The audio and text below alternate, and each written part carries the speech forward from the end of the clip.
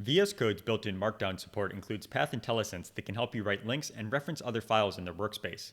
Let's start by writing a link. So in this Markdown file, I'm going to start a link with the square brackets here. I'll write the link text, and then in the link's destination inside of the parentheses, I'm going to say / because I want to reference a file next to my current one. And you can see that now the suggestion list here is showing a list of all the files that are neighbors of my current file, which is markdown.md. This list matches what I see over in the Explorer here. So I can go and I can scroll through this list. I can start typing to filter it down. So let's say I wanted the JavaScript file here. I can go and link to that JavaScript Markdown file just by hitting enter. And now I've gone and inserted the rest of the link. Now this link is clickable, so I can confirm that that link does indeed work. And if I open the preview, that link would also work here. Now you can use path IntelliSense to traverse multiple folders as well. So I'm going to go and actually turn this into an image reference. So I'm going to go to the start of the line, insert an exclamation mark to make this an image reference, and I'm going to clear my current path. I'll keep that / there. And now to trigger path IntelliSense manually, I can say ctrl+space. That's going to trigger suggestions manually. And now I can go and browse through the list again.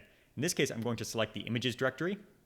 And now you can see that VS Code has gone into the images directory, and it's listing all of the all of the child elements of that images directory. So I can go to the JavaScript directory here, and then find the specific image that I'm after.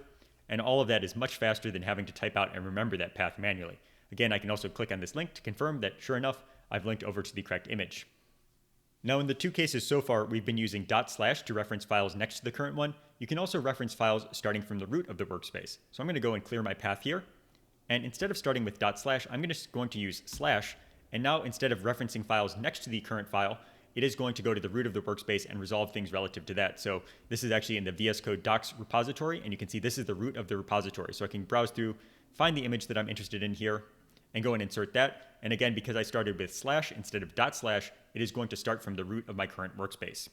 Path IntelliSense can save you a huge amount of time when you're writing links or including an image from your workspace. So that's a quick look at Path IntelliSense in VS Code's built-in Markdown support.